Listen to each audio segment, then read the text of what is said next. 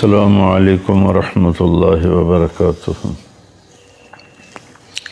بسم اللہ الرحمن الرحیم والصلاة والسلام علی رسولہ الکریم وعلی آلہ وصحبہ اجمعین، اما بعد۔ معزز سامعین، میرے محترم بھائیوں، بہنوں، دوستوں، بچوں، یہ دنیا اللہ نے امتحان کے لیے بنائی ہے۔ کس چیز کا امتحان ہے؟ زندگی اور موت کا سلسلہ بنایا۔ خلق الموت والحیات، ہم نے زندگی اور موت کو بنایا۔ کیوں بنایا ہے؟ لیبلوکم ایکم احسن عملا، ہم یہ دیکھیں گے کہ تم میں سب سے خوبصورت عمل کون کرتا ہے۔ ایک اور جگہ ہمیں کیوں پیدا کیا ہے، ہم اپنے بچوں کا کیا ذہن بنا رہے ہیں؟ تم نے آئی ٹی کرنا ہے، تم نے بزنس مین بننا ہے، تم نے انجینئر بننا ہے، تم نے باہر جا کے سیٹل ہونا ہے، تم نے ڈاکٹر بننا ہے۔ یہ مختلف ذہن ہے جو ہم اپنے بچوں کے بناتے ہیں، اور کچھ والدین اس کا اہتمام نہیں کرتے تو بچوں کا اپنا ذہن بن جاتا ہے، میں نے یہ کرنا ہے، میں نے یہ کرنا ہے۔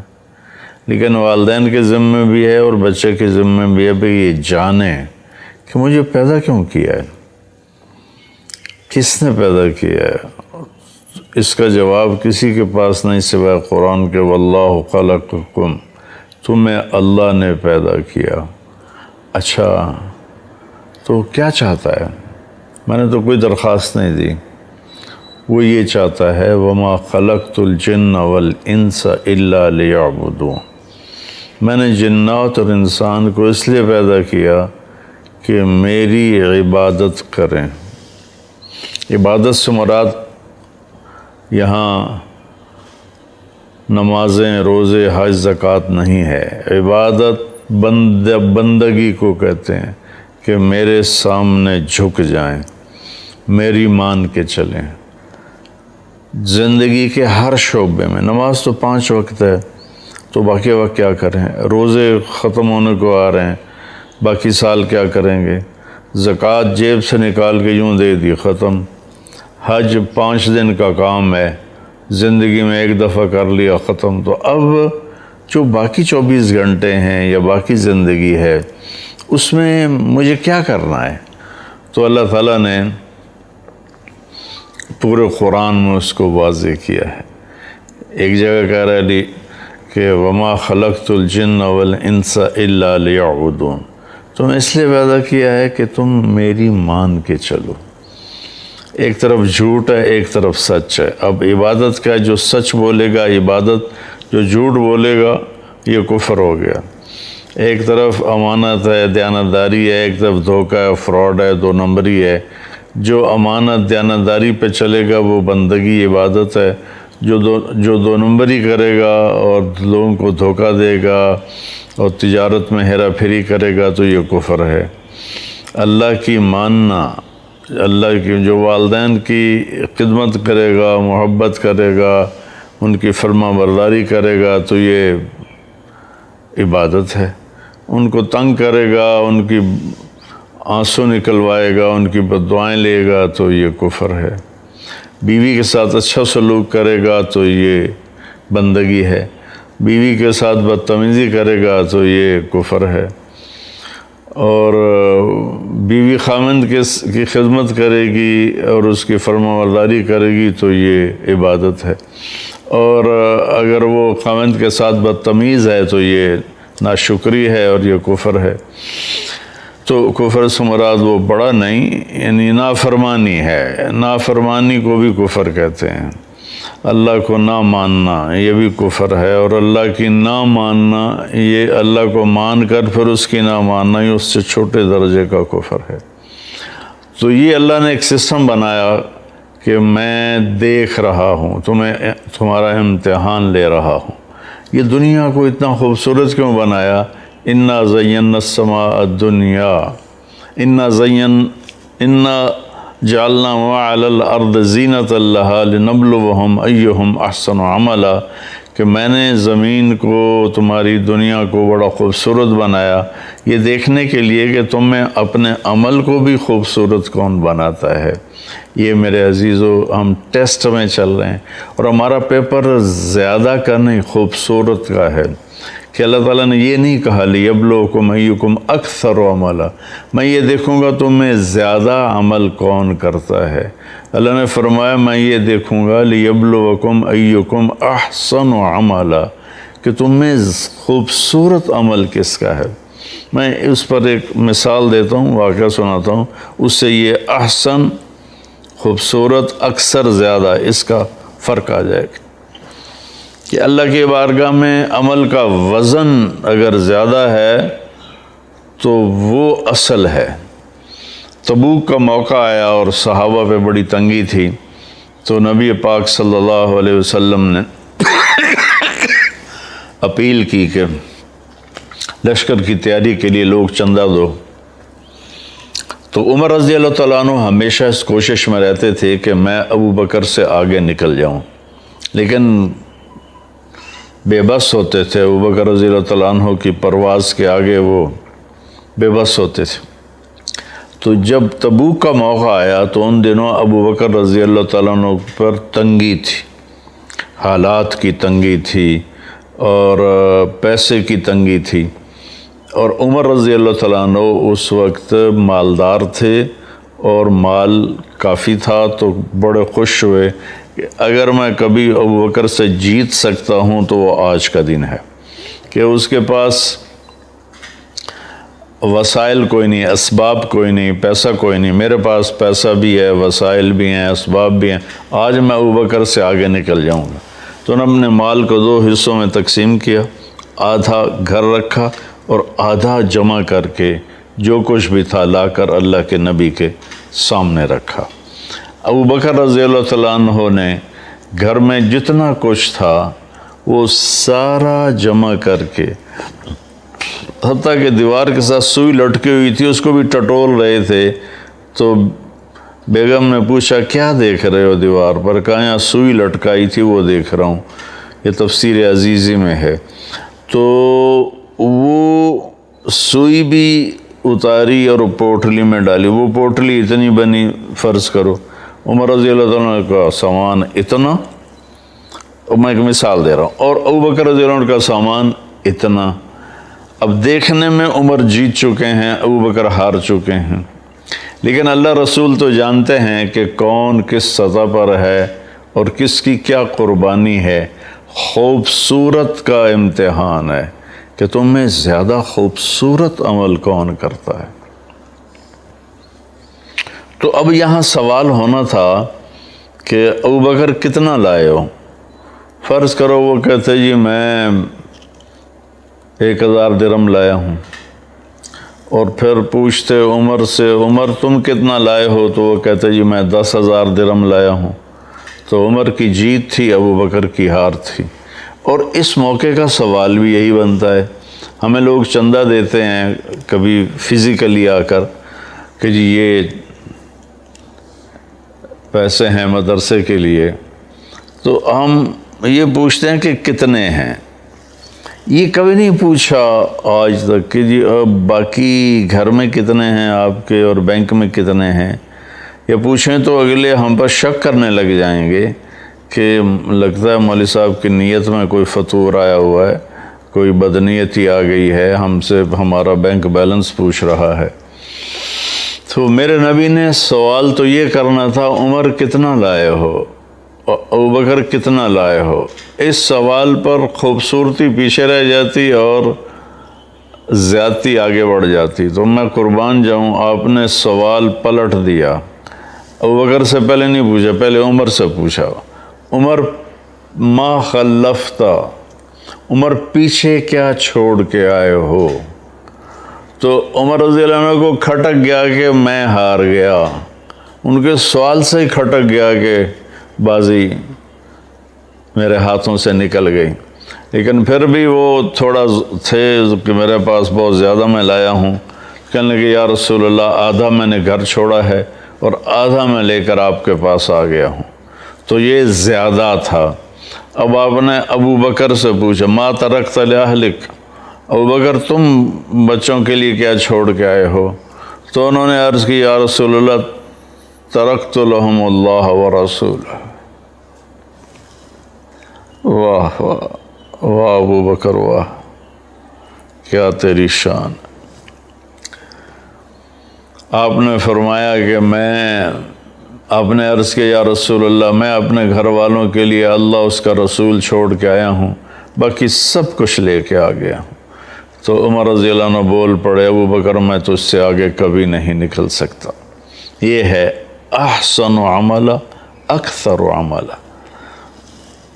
یہ بھی مطلوب ہے کہ ہم زیادہ سے زیادہ نیکیاں کریں، زیادہ سے زیادہ اچھے کام کریں، لیکن اس میں جو آگے بڑھ جائے گا نا، جس کا عمل خوبصورت زیادہ ہوگا وہ آگے بڑھ جائے گا۔ تو اپنے عمل کو نماز کے لیے 15 منٹ فارغ کر لیں اور اس کو تسلی سے پڑھیں۔ قرآن کی تلاوت ضروری نہیں کہ آپ ایک دن میں 10 سپارے پڑھیں اور آپ کو پتہ ہی کوئی نہ ہو کہ میں نے پڑھا کیا ہے۔ قرآن کو سوجھ بوجھ سمجھ کے ساتھ پڑھیں، یہ اللہ کو زیادہ پسند ہے بنسبت ایسے ہی قلم وہ کیا اسے کہتے ہیں کہ کمپیوٹر کی طرح زبان چلاتے جانا اور پتہ ہی نہ ہو کہ میں نے پڑھا کیا ہے۔ ایسے ہی نوافل ہیں کہ کثرت نوافل سے زیادہ اللہ کو حسن نفل پسند۔ ایسے لوگوں کے ساتھ معاملہ ہے کہ حسن سلوک کے ساتھ، محبت کے ساتھ، پیار کے ساتھ معاملہ کرنا، یہ اللہ تعالیٰ کو زیادہ پسند ہے۔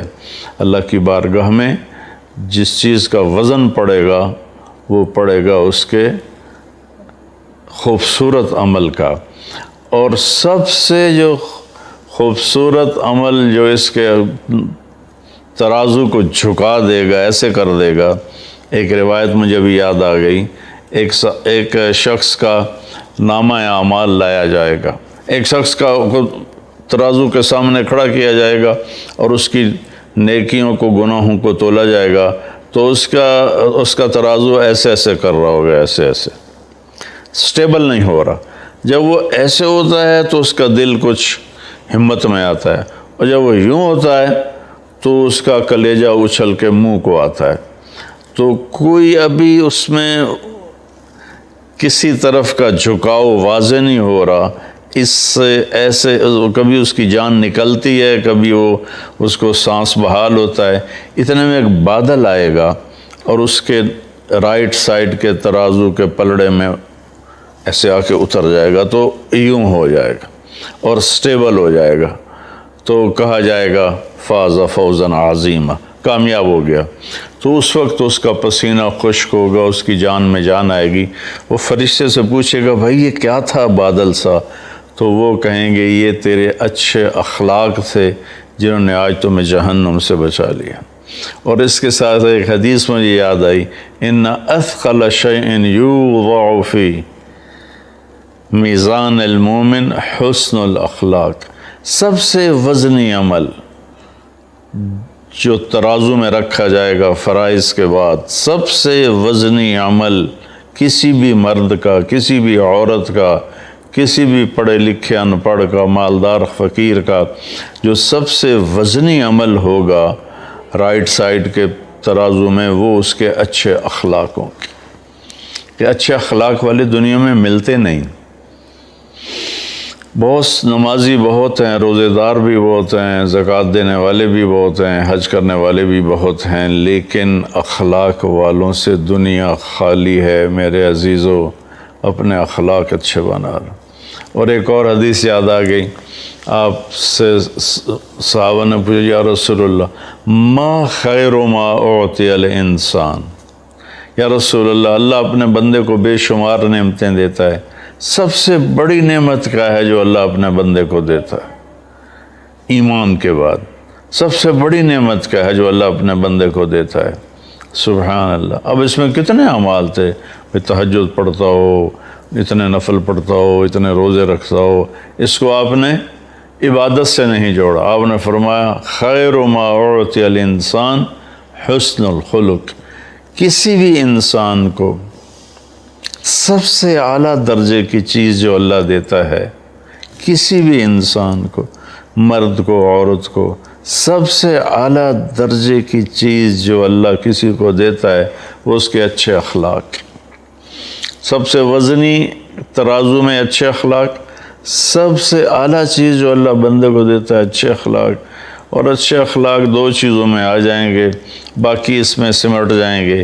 ایک اس کی حفاظت ہے، اس سے کسی کو دکھ نہ پہنچاؤ، اس سے کسی کو دکھ نہ پہنچاؤ، اس سے کسی کی غیبت نہ کرو، کسی کو گالی نہ دو، کسی کو ذلیل نہ کرو. اور یہ دل، اس کو ہر ایک کی نفرت سے پاک کر دو، ہر ایک کے کھوٹ سے پاک کر دو، حسد سے، بغض سے، نفرت سے، کینہ سے پاک کر دو. تو اللہ تعالیٰ کے فضل و کرم سے ہم اس امتحان میں کامیاب ہو جائیں گے جو اللہ تعالیٰ ہمارا لینا چاہتا ہے، اور فرماتا ہے کہ میں باقی کامیاب تو اللہ کے فضل سے ہی ہوں گے. یہ اس کے بتائے ہوئے قانون کی بات کی ہے، جس پہ اللہ کا فضل ہوگا وہ کامیاب ہوگا. اور اس کا فضل، اس کی رحمت، خود کہتا ہے ان رحمت اللہ قریب من المحسنین. میری رحمت نیک عمل کرنے والے، اچھے عمل کرنے والے، احسان کرنے والوں کے ساتھ ہے. یہ جو ایک شیطان نے چکر چلایا اللہ بڑا غفور الرحیم میں آپ ہی معاف کرے گا، تو اس طرح تو حسین اور شمر ایک ہی ترازو میں آ کے بیٹھ جائیں تو یہ تو ساری شریعت ہی الٹ پلٹ ہو جائے گی، ساری تاریخ ہی الٹ پلٹ ہو جائے گی. بھائیو، اللہ نے اچھے برے کو الگ کیا ہے. یہاں کی عدالت بھی الگ کرتی ہے، اللہ کی عدالت نے بھی الگ کیا ہے. السلام علیکم ورحمۃ اللہ.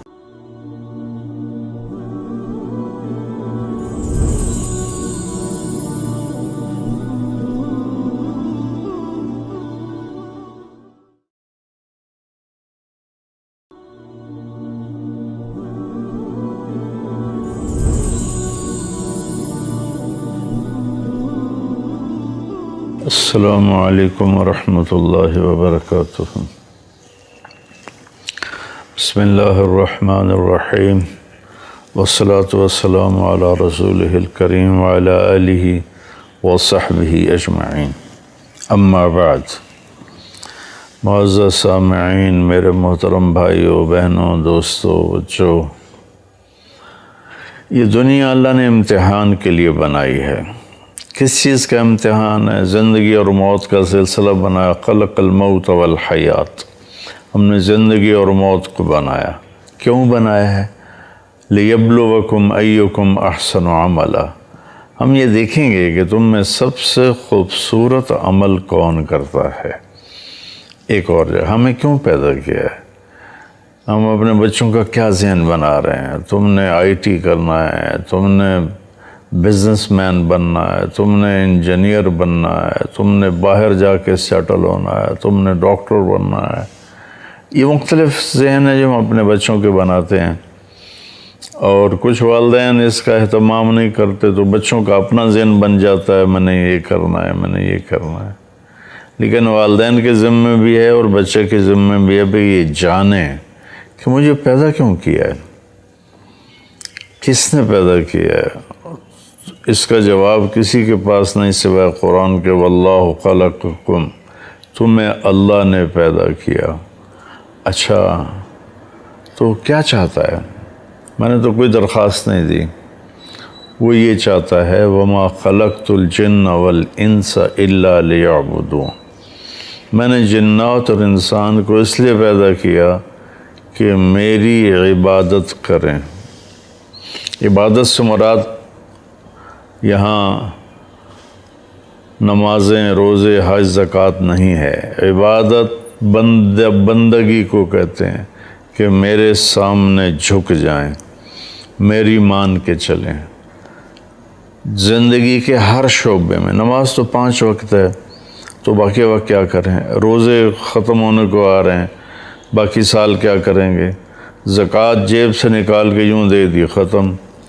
حج 5 دن کا کام ہے، زندگی میں 1 دفعہ کر لیا، ختم. تو اب جو باقی 24 گھنٹے ہیں یا باقی زندگی ہے اس میں مجھے کیا کرنا ہے؟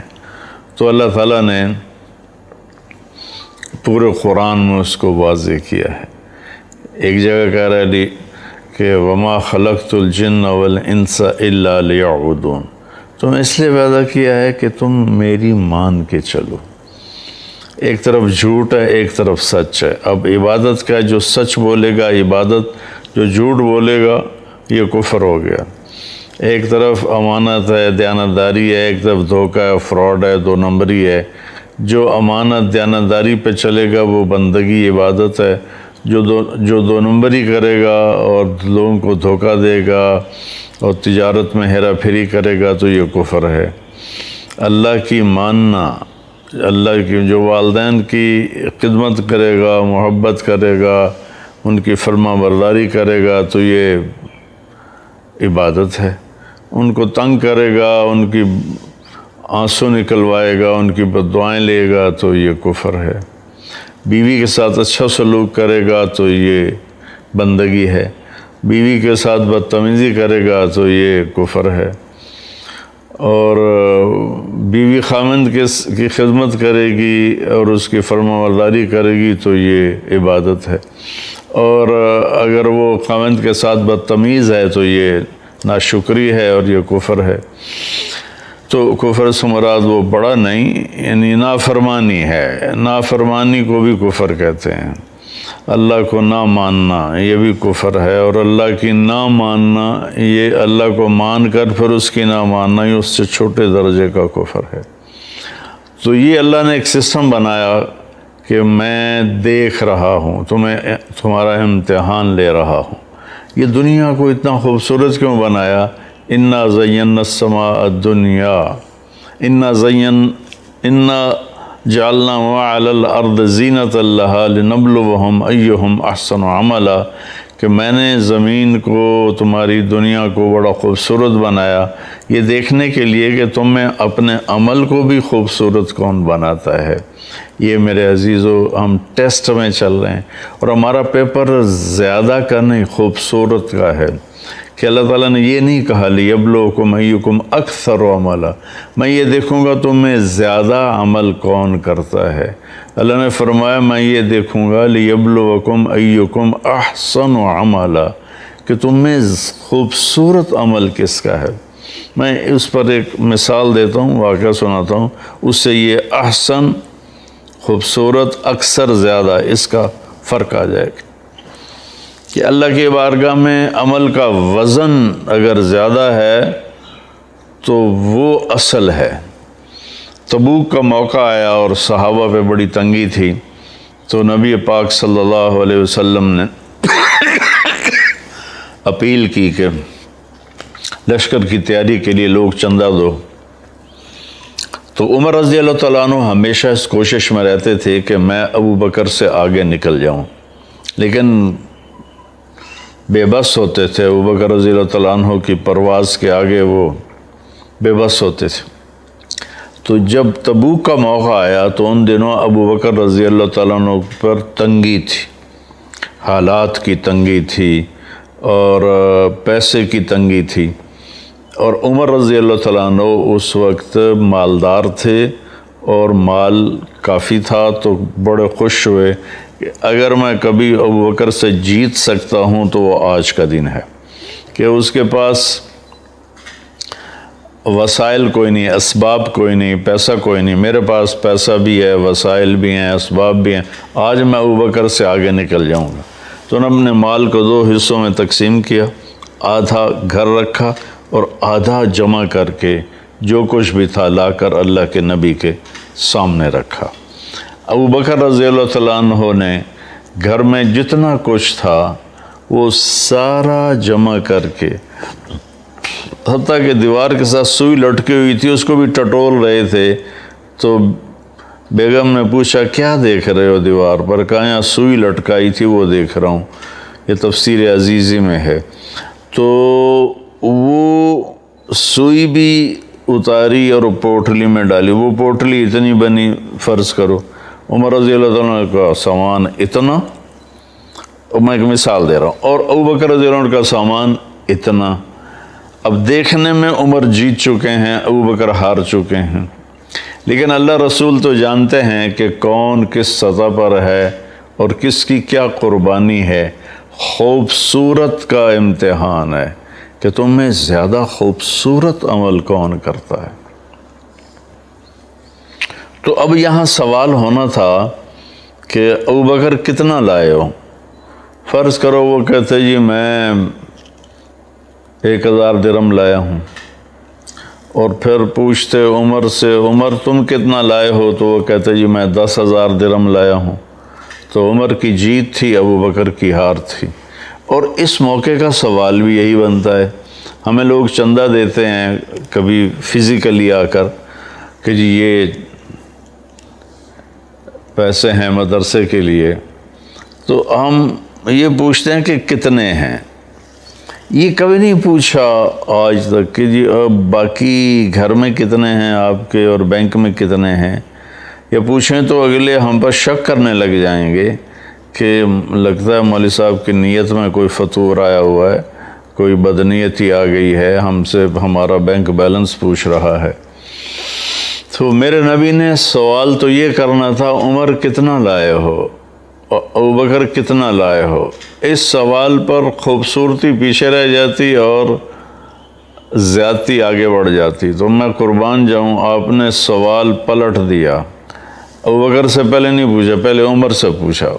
عمر ما خلفتا، عمر پیچھے کیا چھوڑ کے آئے ہو؟ تو عمر رضی اللہ عنہ کو کھٹک گیا کہ میں ہار گیا، ان کے سوال سے ہی کھٹک گیا کہ بازی میرے ہاتھوں سے نکل گئی۔ لیکن پھر بھی وہ تھوڑا تھے کہ میرے پاس بہت زیادہ میں لایا ہوں، کہنے لگے یا رسول اللہ آدھا میں نے گھر چھوڑا ہے اور آدھا میں لے کر آپ کے پاس آ گیا ہوں۔ تو یہ زیادہ تھا۔ اب آپ نے ابوبکر سے پوچھا ما ترکت لأہلک، ابوبکر تم بچوں کے لیے کیا چھوڑ کے آئے ہو؟ تو انہوں نے عرض کی یا رسول اللہ ترکت لہم اللہ ورسولہ۔ واہ واہ واہ ابوبکر واہ، کیا تیری شان۔ آپ نے فرمایا کہ آپ نے عرض کیا یا رسول اللہ میں اپنے گھر والوں کے لیے اللہ اس کا رسول چھوڑ کے آیا ہوں، باقی سب کچھ لے کے آ گیا ہوں۔ تو عمر رضی اللہ عنہ بول پڑے ابوبکر میں تو اس سے آگے کبھی نہیں نکل سکتا۔ یہ ہے احسن عملا اکثر عملا۔ یہ بھی مطلوب ہے کہ ہم زیادہ سے زیادہ نیکیاں کریں، زیادہ سے زیادہ اچھے کام کریں، لیکن اس میں جو آگے بڑھ جائے گا نا، جس کا عمل خوبصورت زیادہ ہوگا وہ آگے بڑھ جائے گا۔ تو اپنے عمل کو نماز کے لیے 15 منٹ فارغ کر لیں اور اس کو تسلی سے پڑھیں۔ قرآن کی تلاوت ضروری نہیں کہ آپ ایک دن میں 10 سپارے پڑھیں اور آپ کو پتہ ہی کوئی نہ ہو کہ میں نے پڑھا کیا ہے۔ قرآن کو سوجھ بوجھ سمجھ کے ساتھ پڑھیں، یہ اللہ کو زیادہ پسند ہے بنسبت ایسے ہی قلم وہ کیا اسے کہتے ہیں کہ کمپیوٹر کی طرح زبان چلاتے جانا اور پتہ ہی نہ ہو کہ میں نے پڑھا کیا ہے۔ ایسے ہی نوافل ہیں کہ کثرت نوافل سے زیادہ اللہ کو حسن نفل پسند۔ ایسے لوگوں کے ساتھ معاملہ ہے کہ حسن سلوک کے ساتھ، محبت کے ساتھ، پیار کے ساتھ معاملہ کرنا یہ اللہ تعالیٰ کو زیادہ پسند ہے۔ اللہ کی بارگاہ میں جس چیز کا وزن پڑے گا وہ پڑے گا اس کے خوبصورت عمل کا۔ اور سب سے جو خوبصورت عمل جو اس کے ترازو کو جھکا دے گا، ایسے کر دے گا، ایک روایت مجھے بھی یاد آ گئی، ایک شخص کا نامہ اعمال لایا جائے گا، ایک شخص کا ترازو کے سامنے کھڑا کیا جائے گا اور اس کی نیکیوں کو گناہوں کو تولا جائے گا، تو اس کا ترازو ایسے ایسے کر رہا ہوگا، ایسے ایسے سٹیبل نہیں ہو رہا۔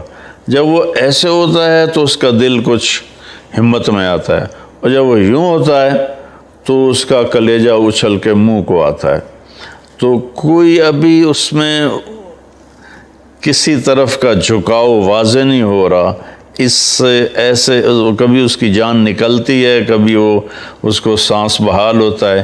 اتنے میں ایک بادل آئے گا اور اس کے رائٹ سائڈ کے ترازو کے پلڑے میں ایسے آ کے اتر جائے گا تو یوں ہو جائے گا اور سٹیبل ہو جائے گا، تو کہا جائے گا فاز فوزن عظیمہ، کامیاب ہو گیا۔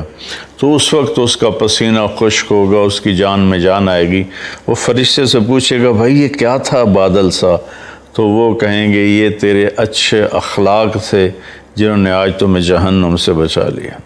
اور اس کے ساتھ ایک حدیث مجھے یاد آئی، ان اثقل شیء یوضع فی میزان المومن حسن الاخلاق، سب سے وزنی عمل جو ترازو میں رکھا جائے گا فرائض کے بعد، سب سے وزنی عمل کسی بھی مرد کا، کسی بھی عورت کا، کسی بھی پڑھے لکھے ان پڑھ کا، مالدار فقیر کا، جو سب سے وزنی عمل ہوگا رائٹ سائڈ کے ترازو میں، وہ اس کے اچھے اخلاقوں کی، کہ اچھے اخلاق والے دنیا میں ملتے نہیں۔ بہت نمازی بہت ہیں، روزے دار بھی بہت ہیں، زکوٰۃ دینے والے بھی بہت ہیں، حج کرنے والے بھی بہت ہیں، لیکن اخلاق والوں سے دنیا خالی ہے۔ میرے عزیزو، اپنے اخلاق اچھے بنا لو۔ اور ایک اور حدیث یاد آ گئی، آپ سے صحابہ نے پوچھا یا رسول اللہ ما خیر ما اعطی الانسان، یا رسول اللہ، اللہ اپنے بندے کو بے شمار نعمتیں دیتا ہے، سب سے بڑی نعمت کیا ہے جو اللہ اپنے بندے کو دیتا ہے؟ ایمان کے بعد سب سے بڑی نعمت کیا ہے جو اللہ اپنے بندے کو دیتا ہے؟ سبحان اللہ۔ اب اس میں کتنے اعمال تھے، تہجد پڑھتا ہو، اتنے نفل پڑھتا ہو، اتنے روزے رکھتا ہو، اس کو آپ نے عبادت سے نہیں جوڑا۔ آپ نے فرمایا خیر ما اعطی الانسان حسن الخلق، کسی بھی انسان کو سب سے اعلیٰ درجے کی چیز جو اللہ دیتا ہے، کسی بھی انسان کو، مرد کو، عورت کو، سب سے اعلیٰ درجے کی چیز جو اللہ کسی کو دیتا ہے وہ اس کے اچھے اخلاق۔ سب سے وزنی ترازو میں اچھے اخلاق، سب سے اعلیٰ چیز جو اللہ بندے کو دیتا ہے اچھے اخلاق۔ اور اچھے اخلاق دو چیزوں میں آ جائیں گے، باقی اس میں سمٹ جائیں گے۔ ایک اس کی حفاظت ہے، اس سے کسی کو دکھ نہ پہنچاؤ، اس سے کسی کو دکھ نہ پہنچاؤ، اس سے کسی کی غیبت نہ کرو، کسی کو گالی نہ دو، کسی کو ذلیل نہ کرو۔ اور یہ دل، اس کو ہر ایک کی نفرت سے پاک کر دو، ہر ایک کے کھوٹ سے پاک کر دو، حسد سے، بغض سے، نفرت سے، کینہ سے پاک کر دو۔ تو اللہ تعالیٰ کے فضل و کرم سے ہم اس امتحان میں کامیاب ہو جائیں گے جو اللہ تعالیٰ ہمارا لینا چاہتا ہے، اور فرماتا ہے کہ میں باقی کامیاب تو اللہ کے فضل سے ہی ہوں گے۔ یہ اس کے بتائے ہوئے قانون کی بات کی ہے، جس پہ اللہ کا فضل ہوگا وہ کامیاب ہوگا، اور اس کا فضل، اس کی رحمت، خود کہتا ہے ان رحمت اللہ قریب من المحسنین، میری رحمت نیک عمل کرنے والے، اچھے عمل کرنے والے، احسان کرنے والوں کے ساتھ ہے۔ یہ جو ایک شیطان نے چکر چلایا، اللہ بڑا غفور الرحیم ہے، آپ ہی معاف کرے گا، تو اس طرح تو حسین اور شمر ایک ہی ترازو میں آ کے بیٹھ جائیں تو یہ تو ساری شریعت ہی الٹ پلٹ ہو جائے گی، ساری تاریخ ہی الٹ پلٹ ہو جائے گی۔ بھائیو، اللہ نے اچھے برے کو الگ کیا ہے، یہاں کی عدالت بھی الگ کرتی ہے، اللہ کی عدالت نے بھی الگ کیا ہے۔ السلام علیکم ورحمۃ اللہ۔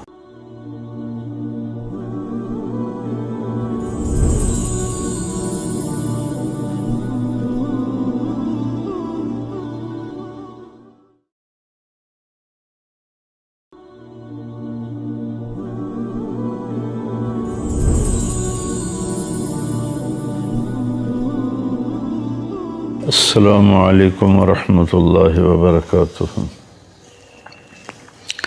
بسم اللہ الرحمن الرحیم، والصلاة والسلام علی رسولہ الکریم وعلی آلہ وصحبہ اجمعین، اما بعد۔ معزز سامعین، میرے محترم بھائیوں، بہنوں، دوستوں، بچوں، یہ دنیا اللہ نے امتحان کے لیے بنائی ہے۔ کس چیز کا امتحان ہے؟ زندگی اور موت کا سلسلہ بنایا۔ خلق الموت والحیات، ہم نے زندگی اور موت کو بنایا۔ کیوں بنایا ہے؟ لیبلوکم ایکم احسن عملا، ہم یہ دیکھیں گے کہ تم میں سب سے خوبصورت عمل کون کرتا ہے۔ ایک اور جگہ ہمیں کیوں پیدا کیا ہے، ہم اپنے بچوں کا کیا ذہن بنا رہے ہیں، تم نے آئی ٹی کرنا ہے، تم نے بزنس مین بننا ہے، تم نے انجینئر بننا ہے، تم نے باہر جا کے سیٹل ہونا ہے، تم نے ڈاکٹر بننا ہے۔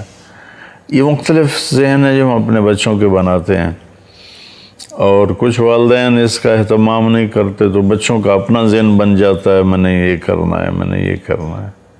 لیکن والدین کے ذمے بھی ہے اور بچے کے ذمے بھی ہے بھئی یہ جانیں کہ مجھے پیدا کیوں کیا ہے، کس نے پیدا کیا ہے۔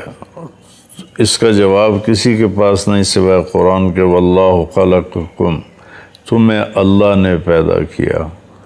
اچھا تو کیا چاہتا ہے؟ میں نے تو کوئی درخواست نہیں دی، وہ یہ چاہتا ہے وما خلقت الجن والانس الا لیعبدون، میں نے جنات اور انسان کو اس لیے پیدا کیا کہ میری عبادت کریں۔ عبادت سے مراد یہاں نمازیں، روزے، حج، زکوٰۃ نہیں ہے۔ عبادت بندگی کو کہتے ہیں کہ میرے سامنے جھک جائیں، میری مان کے چلیں۔ زندگی کے ہر شعبے میں، نماز تو 5 وقت ہے تو باقی وقت کیا کریں، روزے ختم ہونے کو آ رہے ہیں، باقی سال کیا کریں گے، زکوٰۃ جیب سے نکال کے یوں دے دی، ختم۔ حج 5 دن کا کام ہے، زندگی میں ایک دفعہ کر لیا، ختم۔ تو اب جو باقی 24 گھنٹے ہیں یا باقی زندگی ہے اس میں مجھے کیا کرنا ہے؟ تو اللہ تعالیٰ نے پورے قرآن میں اس کو واضح کیا ہے۔ ایک جگہ کہہ رہا ہے کہ وما خلقت الجن والانس الا لیعبدون، تم اس لیے پیدا کیا ہے کہ تم میری مان کے چلو۔ ایک طرف جھوٹ ہے، ایک طرف سچ ہے۔ اب عبادت کا جو سچ بولے گا عبادت، جو جھوٹ بولے گا یہ کفر ہو گیا۔ ایک طرف امانت ہے، دیانتداری ہے، ایک طرف دھوکہ ہے، فراڈ ہے، 2 نمبری ہے۔ جو امانت دیانتداری پہ چلے گا وہ بندگی عبادت ہے، جو 2 نمبری کرے گا اور لوگوں کو دھوکہ دے گا اور تجارت میں ہیرا پھیری کرے گا تو یہ کفر ہے۔ اللہ کی ماننا، اللہ کی جو والدین کی خدمت کرے گا، محبت کرے گا، ان کی فرما برداری کرے گا تو یہ عبادت ہے۔ ان کو تنگ کرے گا، ان کی آنسو نکلوائے گا، ان کی بددعائیں لے گا تو یہ کفر ہے۔ بیوی کے ساتھ اچھا سلوک کرے گا تو یہ بندگی ہے، بیوی کے ساتھ بدتمیزی کرے گا تو یہ کفر ہے۔ اور بیوی خامند کی خدمت کرے گی اور اس کی فرما برداری کرے گی تو یہ عبادت ہے، اور اگر وہ خامند کے ساتھ بدتمیز ہے تو یہ ناشکری ہے اور یہ کفر ہے۔ تو کفر سے مراد وہ بڑا نہیں، یعنی نافرمانی ہے، نافرمانی کو بھی کفر کہتے ہیں۔ اللہ کو نہ ماننا یہ بھی کفر ہے، اور اللہ کی نہ ماننا، یہ اللہ کو مان کر پھر اس کی نہ ماننا، یہ اس سے چھوٹے درجے کا کفر ہے۔ تو یہ اللہ نے ایک سسٹم بنایا کہ میں دیکھ رہا ہوں، تمہارا امتحان لے رہا ہوں۔ یہ دنیا کو اتنا خوبصورت کیوں بنایا؟ اِنَّا زَيَّنَّا السَّمَاءَ الدُّنْيَا اِنَّا جعلنا وعلى الارض زینۃ لها لنبلوہم ایہم احسن عملا، کہ میں نے زمین کو، تمہاری دنیا کو بڑا خوبصورت بنایا یہ دیکھنے کے لیے کہ تم میں اپنے عمل کو بھی خوبصورت کون بناتا ہے۔ یہ میرے عزیزو ہم ٹیسٹ میں چل رہے ہیں، اور ہمارا پیپر زیادہ کا نہیں خوبصورت کا ہے، کہ اللہ تعالیٰ نے یہ نہیں کہا لیبلوکم ایکم اکثر عملا، میں یہ دیکھوں گا تم میں زیادہ عمل کون کرتا ہے۔ اللہ نے فرمایا میں یہ دیکھوں گا لیبلوکم ایکم احسن عملا، کہ تم میں خوبصورت عمل کس کا ہے۔ میں اس پر ایک مثال دیتا ہوں، واقعہ سناتا ہوں، اس سے یہ احسن، خوبصورت، اکثر، زیادہ، اس کا فرق آ جائے گا کہ اللہ کی بارگاہ میں عمل کا وزن اگر زیادہ ہے تو وہ اصل ہے۔ تبوک کا موقع آیا اور صحابہ پہ بڑی تنگی تھی، تو نبی پاک صلی اللہ علیہ وسلم نے اپیل کی کہ لشکر کی تیاری کے لیے لوگ چندہ دو۔ تو عمر رضی اللہ تعالیٰ عنہ ہمیشہ اس کوشش میں رہتے تھے کہ میں ابو بکر سے آگے نکل جاؤں، لیکن بے بس ہوتے تھے۔ ابو بکر رضی اللہ تعالیٰ عنہ کی پرواز کے آگے وہ بے بس ہوتے تھے۔ تو جب تبوک کا موقع آیا تو ان دنوں ابو بکر رضی اللہ تعالیٰ عنہ پر تنگی تھی، حالات کی تنگی تھی اور پیسے کی تنگی تھی، اور عمر رضی اللہ تعالیٰ عنہ اس وقت مالدار تھے اور مال کافی تھا، تو بڑے خوش ہوئے کہ اگر میں کبھی ابو بکر سے جیت سکتا ہوں تو وہ آج کا دن ہے، کہ اس کے پاس وسائل کوئی نہیں، اسباب کوئی نہیں، پیسہ کوئی نہیں، میرے پاس پیسہ بھی ہے، وسائل بھی ہیں، اسباب بھی ہیں، آج میں ابو بکر سے آگے نکل جاؤں گا۔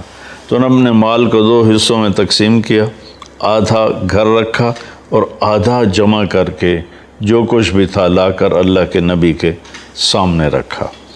ابو بکر رضی اللہ تعالیٰ عنہ نے گھر میں جتنا کچھ تھا وہ سارا جمع کر کے، حتیٰ کہ دیوار کے ساتھ سوئی لٹکی ہوئی تھی اس کو بھی ٹٹول رہے تھے، تو بیگم نے پوچھا کیا دیکھ رہے ہو دیوار پر؟ کہا یہاں سوئی لٹکائی تھی وہ دیکھ رہا ہوں، یہ تفسیر عزیزی میں ہے۔ تو وہ سوئی بھی اتاری اور پوٹلی میں ڈالی، وہ پوٹلی اتنی بنی، فرض کرو عمر رضی اللہ تعالیٰ کا سامان اتنا، میں ایک مثال دے رہا ہوں، اور ابو بکر رضی اللہ عنہ کا سامان اتنا۔ اب دیکھنے میں عمر جیت چکے ہیں، ابو بکر ہار چکے ہیں، لیکن اللہ رسول تو جانتے ہیں کہ کون کس سطح پر ہے اور کس کی کیا قربانی ہے۔ خوبصورت کا امتحان ہے کہ تم میں زیادہ خوبصورت عمل کون کرتا ہے۔ تو اب یہاں سوال ہونا تھا کہ ابو بکر کتنا لائے ہو؟ فرض کرو وہ کہتے جی میں 1000 درہم لایا ہوں، اور پھر پوچھتے عمر سے عمر تم کتنا لائے ہو؟ تو وہ کہتے جی میں 10,000 درہم لایا ہوں۔ تو عمر کی جیت تھی، ابو بکر کی ہار تھی۔ اور اس موقع کا سوال بھی یہی بنتا ہے، ہمیں لوگ چندہ دیتے ہیں کبھی فزیکلی آ کر کہ جی یہ پیسے ہیں مدرسے کے لیے، تو ہم یہ پوچھتے ہیں کہ کتنے ہیں۔ یہ کبھی نہیں پوچھا آج تک کہ جی باقی گھر میں کتنے ہیں آپ کے اور بینک میں کتنے ہیں۔ یہ پوچھیں تو اگلے ہم پر شک کرنے لگ جائیں گے کہ لگتا ہے مولوی صاحب کی نیت میں کوئی فتور آیا ہوا ہے، کوئی بدنیتی آ گئی ہے، ہم سے ہمارا بینک بیلنس پوچھ رہا ہے۔ تو میرے نبی نے سوال تو یہ کرنا تھا عمر کتنا لائے ہو، ابو بکر کتنا لائے ہو۔ اس سوال پر خوبصورتی پیچھے رہ جاتی اور زیادتی آگے بڑھ جاتی۔ تو میں قربان جاؤں، آپ نے سوال پلٹ دیا، ابو بکر سے پہلے نہیں پوچھا، پہلے عمر سے پوچھا۔ عمر ما خلفتا، عمر پیچھے کیا چھوڑ کے آئے ہو؟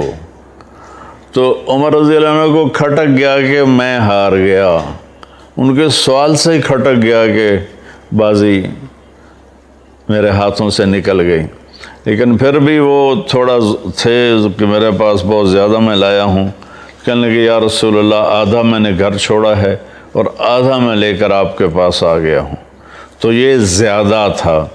اب آپ نے ابو بکر سے پوچھا ما ترکت لأہلک، ابو بکر تم بچوں کے لیے کیا چھوڑ کے آئے ہو؟ تو انہوں نے عرض کی یا رسول اللہ ترکت لہم اللہ ورسولہ۔ واہ واہ واہ ابو بکر واہ، کیا تیری شان۔ آپ نے فرمایا کہ آپ نے عرض کیا یا رسول اللہ میں اپنے گھر والوں کے لیے اللہ اس کا رسول چھوڑ کے آیا ہوں، باقی سب کچھ لے کے آ گیا ہوں۔ تو عمر رضی اللہ عنہ بول پڑے ابو بکر میں تو اس سے آگے کبھی نہیں نکل سکتا۔ یہ ہے احسن عملا اکثر عملا۔ یہ بھی مطلوب ہے کہ ہم زیادہ سے زیادہ نیکیاں کریں، زیادہ سے زیادہ اچھے کام کریں، لیکن اس میں جو آگے بڑھ جائے گا نا، جس کا عمل خوبصورت زیادہ ہوگا وہ آگے بڑھ جائے گا۔ تو اپنے عمل کو نماز کے لیے 15 منٹ فارغ کر لیں اور اس کو تسلی سے پڑھیں۔ قرآن کی تلاوت ضروری نہیں کہ آپ ایک دن میں 10 سپارے پڑھیں اور آپ کو پتہ ہی کوئی نہ ہو کہ میں نے پڑھا کیا ہے۔ قرآن کو سوجھ بوجھ سمجھ کے ساتھ پڑھیں، یہ اللہ کو زیادہ پسند ہے بنسبت ایسے ہی قلم وہ کیا اسے کہتے ہیں کہ کمپیوٹر کی طرح زبان چلاتے جانا اور پتہ ہی نہ ہو کہ میں نے پڑھا کیا ہے۔ ایسے ہی نوافل ہیں کہ کثرت نوافل سے زیادہ اللہ کو حسن نفل پسند۔ ایسے لوگوں کے ساتھ معاملہ ہے کہ حسن سلوک کے ساتھ، محبت کے ساتھ، پیار کے ساتھ معاملہ کرنا یہ اللہ تعالیٰ کو زیادہ پسند ہے۔ اللہ کی بارگاہ میں جس چیز کا وزن پڑے گا وہ پڑے گا اس کے خوبصورت عمل کا۔ اور سب سے جو خوبصورت عمل جو اس کے ترازو کو جھکا دے گا، ایسے کر دے گا، ایک روایت مجھے بھی یاد آ گئی، ایک شخص کا نامہ اعمال لایا جائے گا، ایک شخص کا ترازو کے سامنے کھڑا کیا جائے گا اور اس کی نیکیوں کو گناہوں کو تولا جائے گا، تو اس کا ترازو ایسے ایسے کر رہا ہوگا، ایسے ایسے سٹیبل نہیں ہو رہا۔ جب وہ ایسے ہوتا ہے تو اس کا دل کچھ ہمت میں آتا ہے، اور جب وہ یوں ہوتا ہے تو اس کا کلیجہ اچھل کے منہ کو آتا ہے۔ تو کوئی ابھی اس میں کسی طرف کا جھکاؤ واضح نہیں ہو رہا، اس سے ایسے کبھی اس کی جان نکلتی ہے، کبھی اس کو سانس بحال ہوتا ہے۔ اتنے میں ایک بادل آئے گا اور اس کے رائٹ سائڈ کے ترازو کے پلڑے میں ایسے آ کے اتر جائے گا، تو یوں ہو جائے گا اور سٹیبل ہو جائے گا، تو کہا جائے گا فاز فوزا عظیما، کامیاب ہو گیا۔ تو اس وقت اس کا پسینہ خشک ہوگا، اس کی جان میں جان آئے گی۔ وہ فرشتے سے پوچھے گا بھائی یہ کیا تھا بادل سا؟ تو وہ کہیں گے یہ تیرے اچھے اخلاق تھے جنہوں نے آج تمہیں جہنم سے بچا لیا۔ اور اس کے ساتھ ایک حدیث مجھے یاد آئی، ان اثقل شیء یوضع فی میزان المومن حسن الاخلاق، سب سے وزنی عمل جو ترازو میں رکھا جائے گا فرائض کے بعد، سب سے وزنی عمل کسی بھی مرد کا، کسی بھی عورت کا، کسی بھی پڑھے لکھے ان پڑھ کا، مالدار فقیر کا، جو سب سے وزنی عمل ہوگا رائٹ سائڈ کے ترازو میں، وہ اس کے اچھے اخلاقوں کی۔ کہ اچھے اخلاق والے دنیا میں ملتے نہیں۔ بہت نمازی بہت ہیں، روزے دار بھی بہت ہیں، زکوٰۃ دینے والے بھی بہت ہیں، حج کرنے والے بھی بہت ہیں، لیکن اخلاق والوں سے دنیا خالی ہے۔ میرے عزیزو، اپنے اخلاق اچھے بنا لو۔ اور ایک اور حدیث یاد آ گئی، آپ سے صحابہ نے پوچھا یا رسول اللہ ما خیر ما اعطی الانسان، یا رسول اللہ، اللہ اپنے بندے کو بے شمار نعمتیں دیتا ہے، سب سے بڑی نعمت کیا ہے جو اللہ اپنے بندے کو دیتا ہے؟ ایمان کے بعد سب سے بڑی نعمت کیا ہے جو اللہ اپنے بندے کو دیتا ہے؟ سبحان اللہ۔ اب اس میں کتنے اعمال تھے، تہجد پڑھتا ہو، اتنے نفل پڑھتا ہو، اتنے روزے رکھتا ہو، اس کو آپ نے عبادت سے نہیں جوڑا۔ آپ نے فرمایا خیر ما اعطی الانسان حسن الخلق، کسی بھی انسان کو سب سے اعلیٰ درجے کی چیز جو اللہ دیتا ہے، کسی بھی انسان کو، مرد کو، عورت کو، سب سے اعلیٰ درجے کی چیز جو اللہ کسی کو دیتا ہے وہ اس کے اچھے اخلاق۔ سب سے وزنی ترازو میں اچھے اخلاق، سب سے اعلیٰ چیز جو اللہ بندے کو دیتا ہے اچھے اخلاق۔ اور اچھے اخلاق دو چیزوں میں آ جائیں گے، باقی اس میں سمٹ جائیں گے۔ ایک اس کی حفاظت ہے، اس سے کسی کو دکھ نہ پہنچاؤ، اس سے کسی کو دکھ نہ پہنچاؤ، اس سے کسی کی غیبت نہ کرو، کسی کو گالی نہ دو، کسی کو ذلیل نہ کرو۔ اور یہ دل، اس کو ہر ایک کی نفرت سے پاک کر دو، ہر ایک کے کھوٹ سے پاک کر دو، حسد سے، بغض سے، نفرت سے، کینہ سے پاک کر دو۔ تو اللہ تعالیٰ کے فضل و کرم سے ہم اس امتحان میں کامیاب ہو جائیں گے جو اللہ تعالیٰ ہمارا لینا چاہتا ہے، اور فرماتا ہے کہ میں باقی کامیاب تو اللہ کے فضل سے ہی ہوں گے۔ یہ اس کے بتائے ہوئے قانون کی بات کی ہے، جس پہ اللہ کا فضل ہوگا وہ کامیاب ہوگا، اور اس کا فضل، اس کی رحمت خود کہتا ہے ان رحمت اللہ قریب من المحسنین، میری رحمت نیک عمل کرنے والے، اچھے عمل کرنے والے، احسان کرنے والوں کے ساتھ ہے۔ یہ جو ایک شیطان نے چکر چلایا اللہ بڑا غفور الرحیم میں آپ ہی معاف کرے گا، تو اس طرح تو حسین اور شمر ایک ہی ترازو میں آ کے بیٹھ جائیں تو یہ تو ساری شریعت ہی الٹ پلٹ ہو جائے گی، ساری تاریخ ہی الٹ پلٹ ہو جائے گی۔ بھائیو، اللہ نے اچھے برے کو الگ کیا ہے، یہاں کی عدالت بھی الگ کرتی ہے، اللہ کی عدالت نے بھی الگ کیا ہے۔ السلام علیکم ورحمۃ اللہ۔